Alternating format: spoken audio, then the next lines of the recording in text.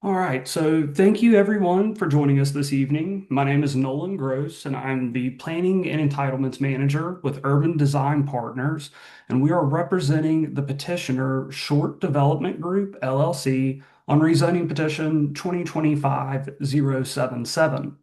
The request is to rezone the property located at 600 North Wendover Road from the Neighborhood 1A zoning district to the N2A conditional zoning district for the development of a townhome community. So during our virtual presentation, please utilize the chat feature to ask questions. At the end of the presentation, we will go through the chat box and answer questions as they are asked. We do have a smaller group this evening, so once we've gone through the chat box, if you can use the raise your hand feature, which is also found in that toolbar, then we can individually call on attendees to come off mute and ask an additional clarifying question. I do want to mention that this community meeting occurs early in the rezoning process. So the petition will ultimately go before City Council and the Zoning Committee for a joint public hearing prior to going to the zoning committee for a recommendation, and then ultimately back to city council for a potential vote. And our team is happy to meet and discuss the proposal with anyone as needed throughout the process, whether it be a phone call, a virtual meeting like we're having this evening, or meeting with you on site. So a little contextual imagery of our 2.52 acre site located between Churchill and North Wendover Roads to the east of Wendover Hill Road in District 6. A little bit of background information about zoning, why we're here this evening having a community meeting, and what are rezonings. So zoning is the city's method of classifying land by usage. It promotes development in a smart, reliable fashion. This chart shows current zoning districts in the City of Charlotte's Unified Development Ordinance. Neighborhood 1 and Neighborhood 2 are residential zoning districts. For example, while the ML is the Manufacturing and Logistics zoning district, which allows more industrial uses.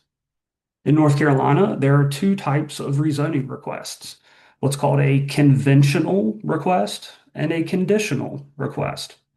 So conventional requests are also known as a standard or a general rezoning, and that just changes the base zoning district of a property without attaching specific conditions. Any development would follow generic Unified Development Ordinance standards related to the use and setbacks. The second, which we're requesting, is a conditional petition. This includes a site-specific plan and conditions of approval that are above and beyond the standards found in the Unified Development Ordinance. This guarantees the type of development and form.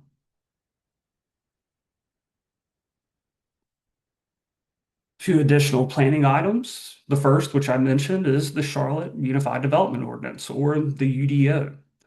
The UDO is the city's rule book for how land can be used and developed. It covers topics such as permitted uses, setbacks, buffers, subdivision standards, and stormwater.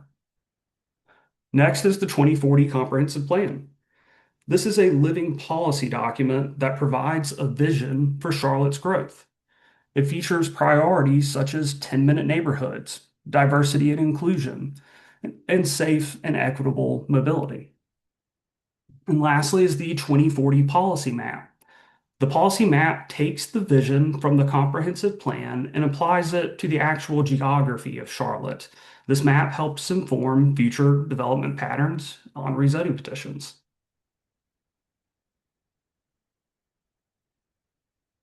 All right, so here's a snippet of the Charlotte 2040 policy map, which identifies the site as a neighborhood one place type. In the area, you can see predominantly to the south, the largely single-family neighborhoods as neighborhood one. And then along North Wendover Road, it's predominantly neighborhood two, as well as campus and commercial place types. So this is a trend that we are looking to continue along the North Wendover Road corridor.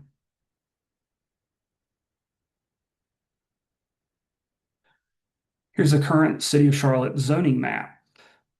The site is currently zoned in 1A, that's neighborhood 1A, as well as the additional land to the south that is also zoned in 1A, part of that neighborhood 1 place type.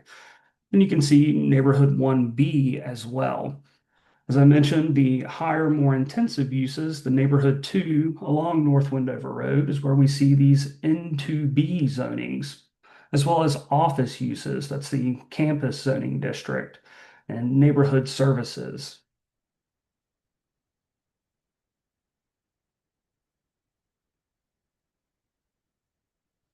All right, here's the rezoning site plan, which has been filed with the City of Charlotte. This is petition 2025-077. Jumping ahead to our rendered site plan, as part of this conditional rezoning request, we are proposing 40 multifamily attached townhome dwelling units. Units will be rear loaded via private alley fronting North Wendover Road and internal open space. The North Wendover frontage will be improved with an 8-foot planting strip and 12-foot sidewalk. Green area or tree save shall be retained along the southern end of the site, providing buffer to the existing single-family residences. Additionally, the Unified Development Ordinance requires a 10-foot Class C landscape yard, which will include a fence, which will be provided abutting the Neighborhood 1 zone properties. So those are the parcels to the south and to the west of the site. A solid waste location is identified on the eastern edge of the site, though private rollout services will likely be provided as part of this development. Guest parking is proposed central to the site, where we'll also be looking to locate an underground stormwater system. Each unit will have a 2-car garage, and these are for sale townhome dwelling units.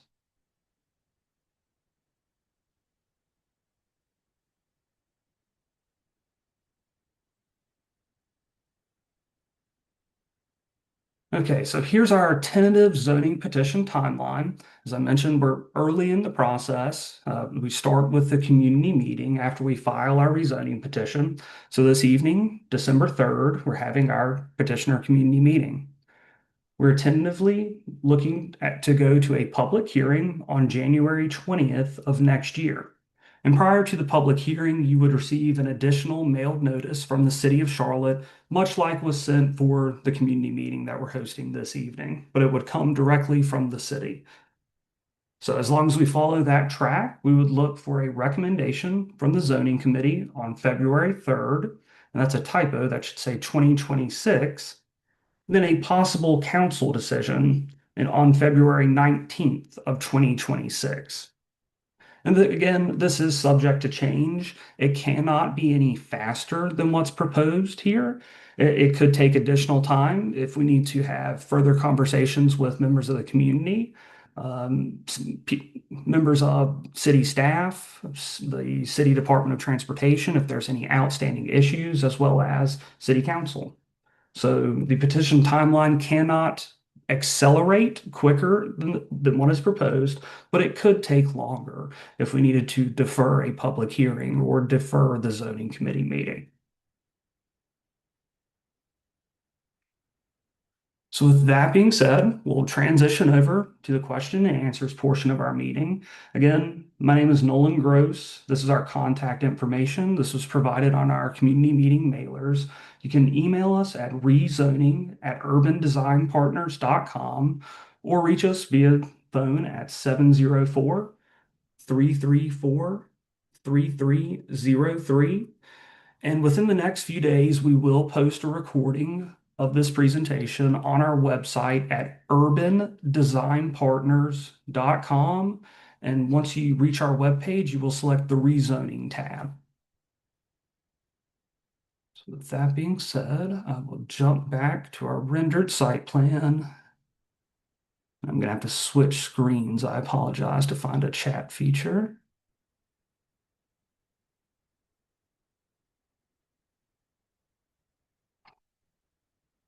All right.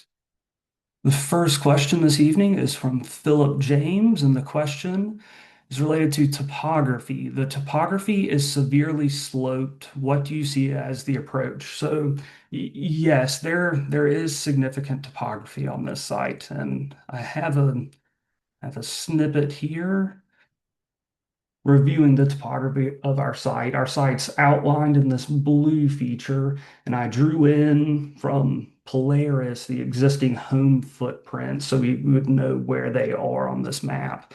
There are constraints on this site. Very likely we're going to have retaining walls, especially along the southern end of the site where units are proposed. We would not have as much of an issue along North Wendover. Uh, we'd have to look at grading and potentially bringing more earth to the site, but it would have to have retaining walls, and we could also look at some units having basements to help offset that. But looking at topography, our site does sit lower than many of the existing single-family homes, which are up around the 720 elevation. And the highest point on our site is around 710. Units along the southern end will likely be around the 690 elevation mark, which will make sure they're sitting lower than the existing single family homes. And we'll also have large tree save areas and buffers. Jennifer Robertson asked, what are the proposed heights of the buildings? So these would be three-story townhomes, which by code can be 48 feet in height. Andrew asked how tall of a retaining wall. At this point, we are not sure. We have not performed detailed grading analysis. That would come during the construction process. As we transition to that phase, pending a potential rezoning entitlement approval, I'm not sure at this point. There are things like basements that could help reduce the overall height of retaining walls, though. And let's see, the next question from Mark is, will basements reduce total elevation of the buildings? Uh, Yes and no. So in a way, yes, they will. So these units, I'll pull my mouse over to this screen. These units will front open space, which will be on the southern end of the site. So retaining wall would be on the southern end with a basement. So they would still be 3 stories along the technical frontage. But when you're internal to the site on the residential alley, it would be a 2-story development.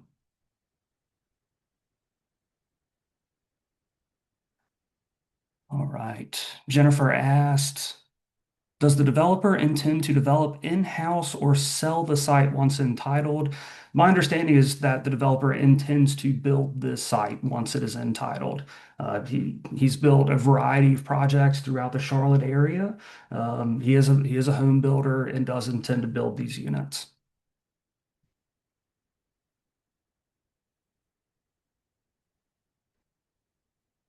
All right, the next question from Justin. Is there a topographical survey and could that be shared?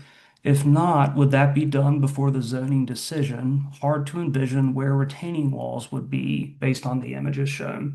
Yeah, so Justin, we can work on providing some potential exhibits showing where retaining walls would be on site.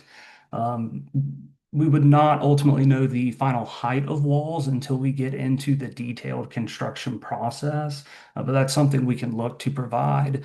I'll need to double check our files to ensure that we have topographical survey. We are having additional survey conducted at this time. Part of the City of Charlotte's rezoning requirements are that we provide a tree survey during the rezoning process. So if we do not have topographical survey at this time, that could be something that we include with that as well.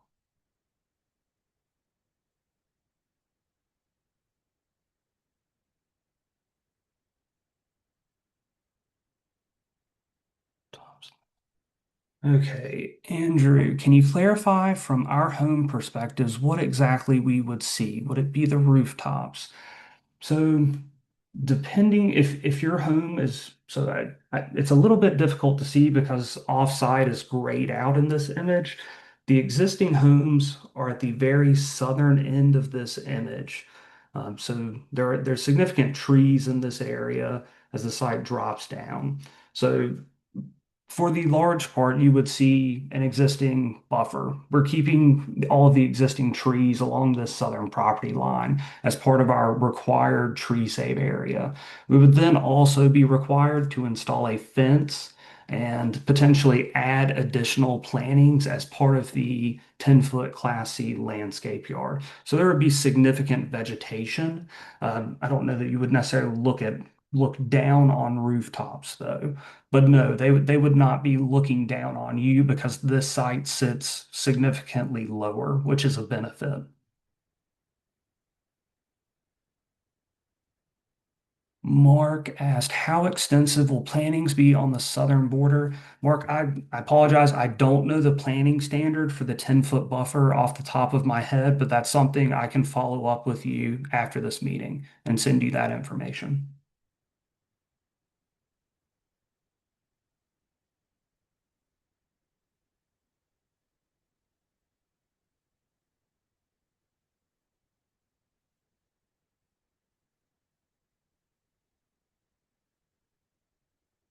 All right. Jennifer asked, is it possible to create an exhibit that shows the elevations of the proposed project, which includes the roads and the buildings, in relation to the existing homes on the opposite side of the stream? Yes, that is something that we could do. We're happy to do that ahead of our potential public hearing. We've provided similar elevations on numerous petitions in the city to help show what those sight lines look like. So yes, that's something that we can definitely provide.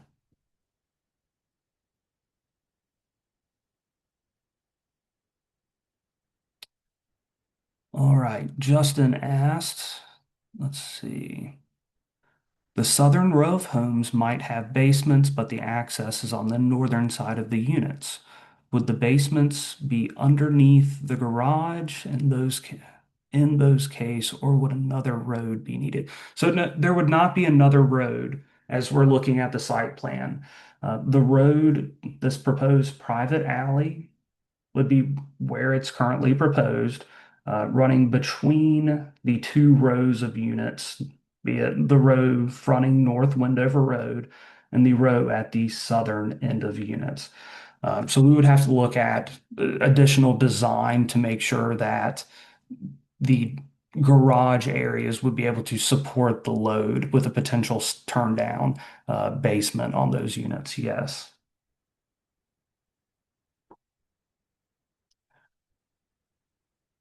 All right. Next question. Andrew asked, how do people coming from the right side of our screen enter the development? All right. So if you're coming along North Wendover, so this is something that we are still currently exploring with the city's Department of Transportation. Very likely, they're going to ask us to extend this existing concrete median to the west, which is going to limit this western drive to a right in, right out. And we are exploring an option to allow a left turn into this eastern drive, which would be the preferred movement. But this median, which was installed, will be required to be extended to the west, at least limiting the one driveway to a right in, right out.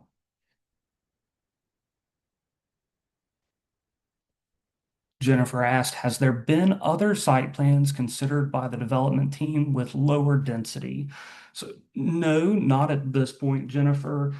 This is our initial submittal. We looked at a variety of design considerations and design options for this site, but there were not any plans with lower density at this point. But as the petition progresses through the rezoning process, as we get comments and feedback from city staff, it is possible that density would be reduced.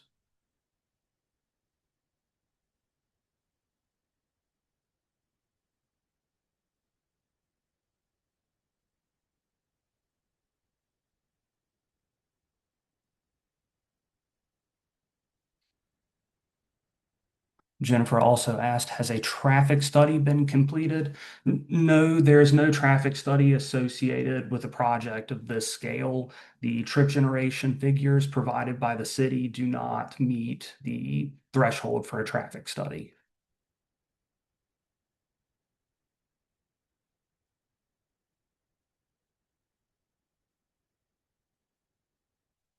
Andrew asked, can you explain the flood survey? Um, what that entails or needs to be reviewed. So I'm not 100% sure. Andrew, this may be a good time if you could come off mute and explain what you mean by a flood survey. The survey that we're currently working on is a tree inventory, which is required as part of the rezoning process.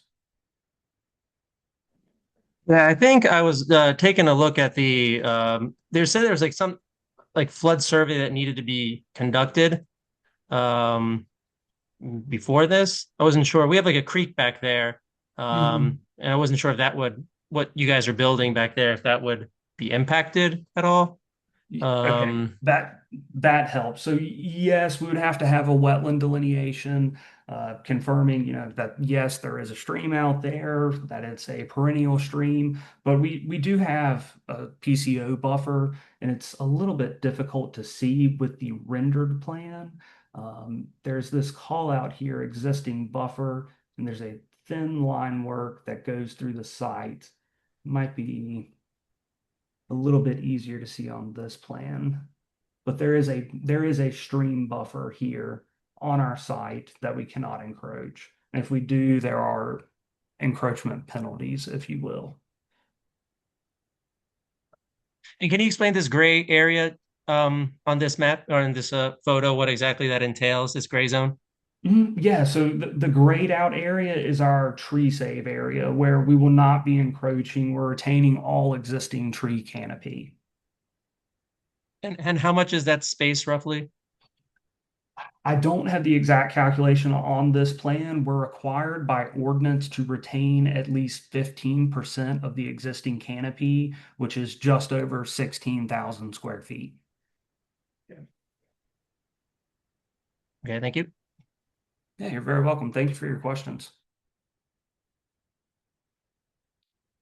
All right, Justin asked, seems that earlier this year there was a plan for single family development, then one lot was listed for sale, but only one of five now proposing to rezone. Um,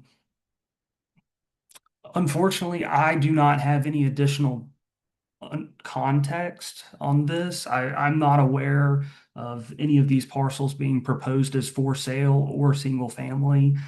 Since our involvement, we have been exploring a rezoning for a townhome community similar to what's developed across the street, across North Wendover Road. Jennifer, yes, by all means. Can you go back to the graded plan screen? So that PCO buffer there was generated just off of the Mecklenburg County GIS layer, correct? That's right. We would have to have it surveyed.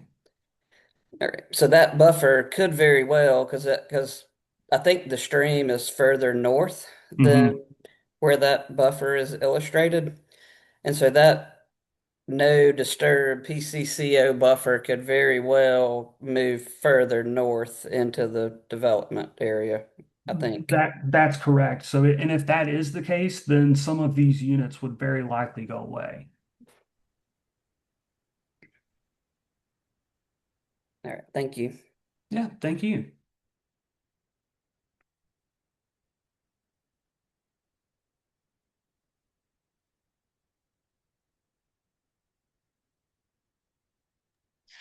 Can you point out on one of these maps roughly where the creek is by chance? Yes, let me jump back. So on this map, you can see this buffer. This is the creek buffer. It's roughly, and this is based on pulling from some GIS line work from Polaris. The stream is tentatively in the center of the buffer. Um, Working with GIS line work, that's not always the case, which is why we will have to have it surveyed. And that's where Jennifer was mentioning that this buffer could shift.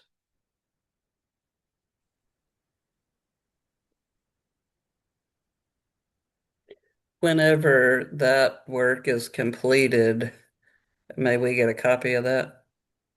Yeah, I don't see any issue with that. Let's see if I can. This topographic line shows it the stream a little bit better. You can see that blue line.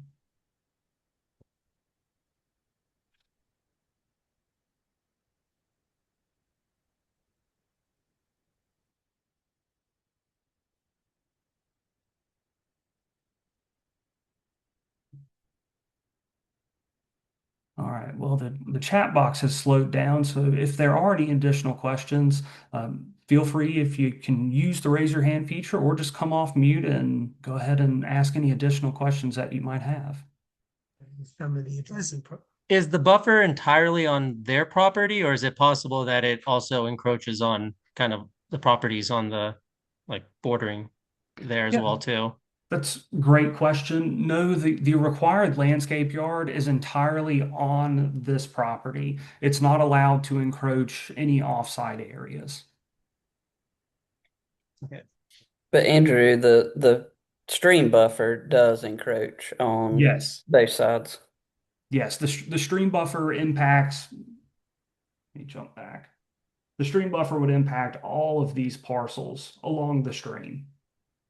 But the landscaping would only be on site. We would not add additional plantings off site.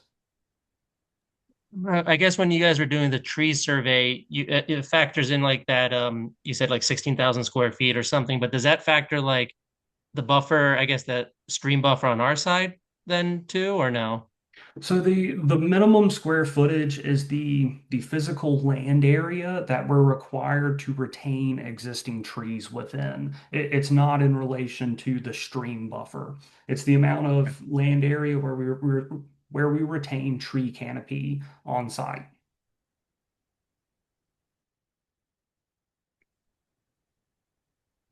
Justin here. I've got another question about topography. Okay. Should we assume when you walk along Wendover where the existing sidewalk is, the land goes down pretty sharply down a hill Mhm. of maybe 4 to 10 feet in places. Should we assume that the level would be along that street would be brought up to the same elevation as Wendover, or are those entry and exits going to be going up a slope when cars are exiting? Would they be flat with Wendover? And I guess that's true of all the roadways. Should we assume all the roadways are roughly the same elevation as Wendover or lower as they are now? Yeah, so our internal roadway would definitely be lower than Wendover. To be determined what the elevation of some of these units fronting North Wendover is going to be. There could be, I don't recall the exact code language, if it will allow us to have step downs, or if we're going to have to build the site up and import dirt to bring those units along the frontage even with North Wendover Road. That makes sense. And I can imagine how like a walkout basement slash garage could be a solution on those front Mhm. units. Yes. Um, in general, I feel like when I've looked at the plans and looked at the site in real life, I have a lot of questions about topography. And Okay. so, again, I'd like to reiterate that the sooner we can see a topography study in this process, the more of those questions will be really apparent, I think. It's sort of like the top-down view doesn't capture that third dimension. Mhm. Um, is it likely? Could you kind of go back to the timeline and tell us when we're likely to be able to see that? Yeah, so that's something we'll need to circle up internally with our engineering team as well as the petitioning team and look at a potential schematic grading plan if that can be provided, and then what a timeline would look like to do that. Obviously, we're at the start of December now, and as we approach the holiday season and New Year's, things do tend to get busier. People are taking time off work. Um, Realistically, it could be for early next year. If workload permits, it could be something that we could have finalized before the holidays, though. But tentatively, I would expect early January.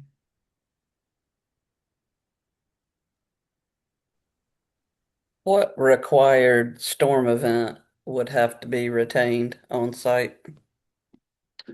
Oh goodness, that's a great question. I believe it's now the 10 and 25, but I can confirm that and follow up with you, Jennifer.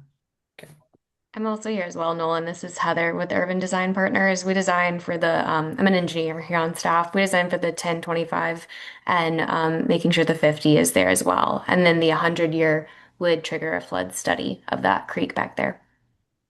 Thank you, Heather.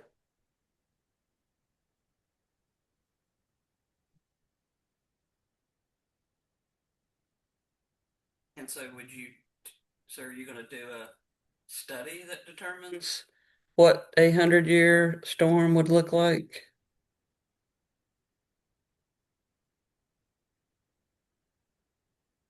Heather, can you answer that?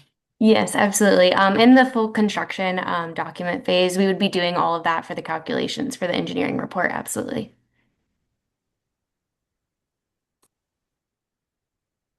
And would that be completed prior to city council deciding on a rezoning? No, that would be completed during the land development construction process.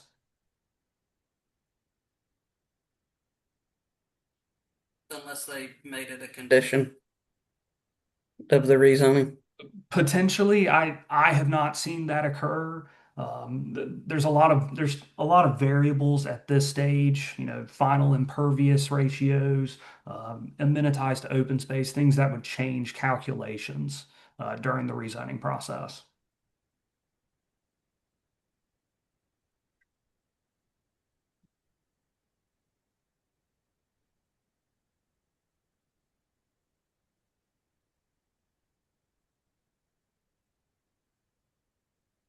Okay, I've got a question in the chat from Justin. Could you give us the total maximum number of vehicles that can be parked in the development, including garage, guest parking, etc.? I believe this iteration has, oh goodness, I don't have the number on this, but I believe it's a dozen to 16 guest parking spaces, and then each unit will have a two-car garage.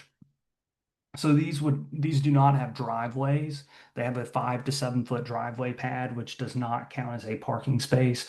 But each unit with a two-car garage is 80 parking spaces, and then with 12 to 16 guest parking spaces, you're looking at 92 to 96 approximate parking spaces. Which by code we are required to have 1.5 per dwelling unit.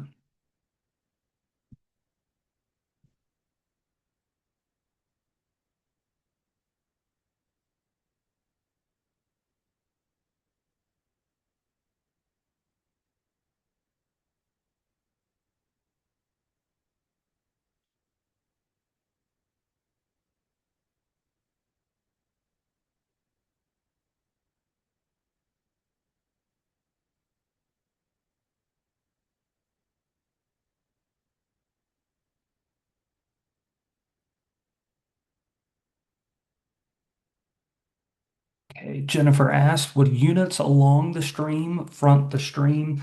Th- They would front that direction, but they would not front the actual stream. The ordinance requires that they front a minimum 10 feet of open space, and we have to provide a minimum 4 foot sidewalk connection from the front door of each unit to the North Wendover frontage for pedestrian accessibility. Well, what I meant by that was since the garages are all going to be directed towards the alley, Mhm. I'm assuming that the fronts of the townhomes that um, face Wendover, technically their front of their house is going to be facing Wendover. That's right. So is the front of the back row of houses going to be facing towards the single family homes? It would. The Unified Development Ordinance, different from the zoning ordinance, does not allow units to face internally on an alley. That's one of the biggest changes from especially the old UR2 urban residential code compared to the new N2A Unified Development Ordinance code. So these units, the front door would be on the southern end. And then you can see where we've rendered in a potential sidewalk connection, which then would get them up to this proposed 12-foot shared use path along North Wendover Road.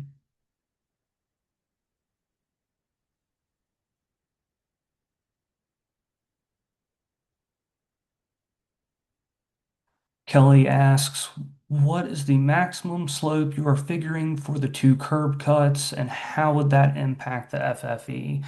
Heather, this may be something you could chime in on. I know there are maximum roadway percentages. I'm not sure what CDOT will allow for driveways, though.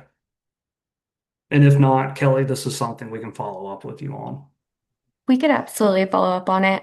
For the entrances to the development, there's a couple of details, anywhere between like 3 to 8% for the entrances to the development.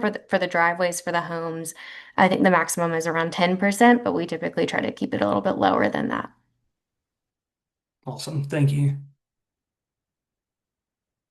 Jennifer asked, are there plans for balconies and are there plans for rooftop decks? I'm not aware of any at this time. That's something I can follow up with the petitioner on as this progresses to see if he has any plans for rooftop decks. I'm not aware of any. The development across North Wendover does not have any rooftop decks, potentially balconies internal across the residential alley. But that's something I could follow up with you on, Jennifer. Mark asked, what is the estimated selling price for the units? Now it's difficult to say what that would be in the future, not knowing construction timelines and potential permit approval costs and what would happen with the market.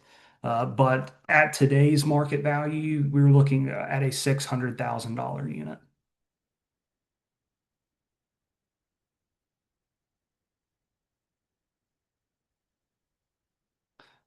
Andrew asks, would we see schematics of townhomes before future hearings? That's something we can check in with the petitioner again on, seeing what level of detail he's going into on formal building design during the rezoning entitlement process. Often that occurs during the land development construction process after a rezoning approval, but I can follow up on that.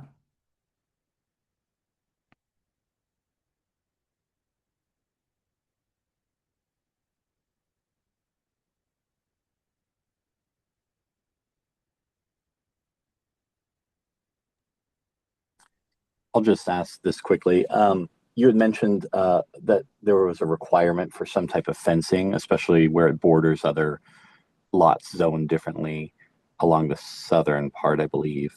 Could Mhm. you speak to the type of material and height of that fencing? And also, maybe on this diagram, kind of show us where that would be. It's unclear to me whether that's inside or outside the tree buffer or Mhm. within the tree buffer itself.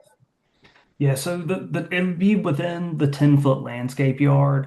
As we approach the stream down here at the southern end of the site, we'll likely have to relocate that fencing, but we would have to coordinate that with staff and likely go through an administrative adjustment process. We did that on a project recently where by code a fence had to cross a stream, which isn't feasible. So it's very possible that the fence would be relocated, but generally it is within that 10-foot Class C landscape yard, and it is a 6-foot tall opaque fence.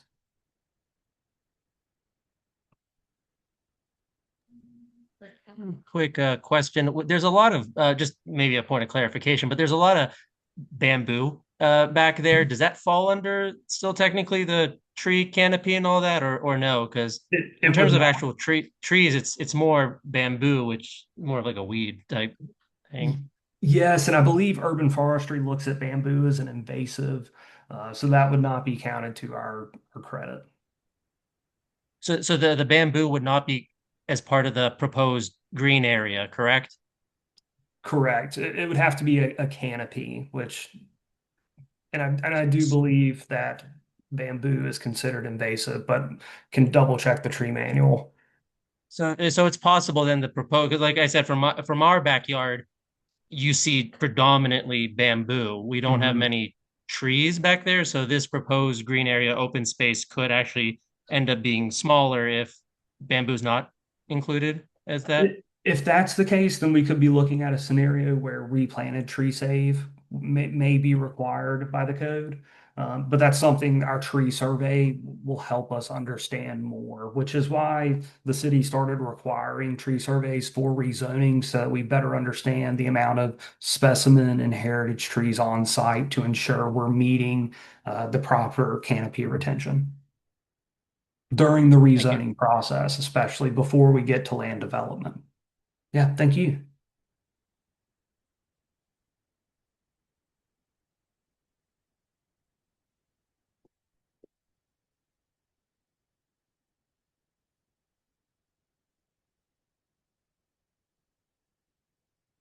And sorry, just kind of going back to that though, when you guys are talking about what the process is for planting, if you need to Mhm. plant trees, I mean, are these going to be small trees that will take years to grow, or will they be larger ones to kind of help provide from a buffer perspective? They have to be larger, more mature trees. There's a planting schedule and they have to be natives as well. Okay.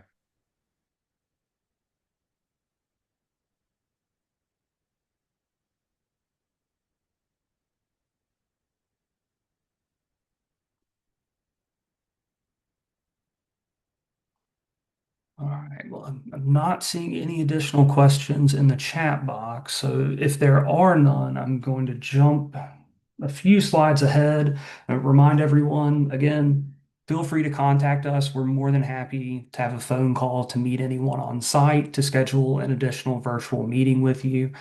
We have several items that we'll need to follow up with individuals. We have your email address from the registration.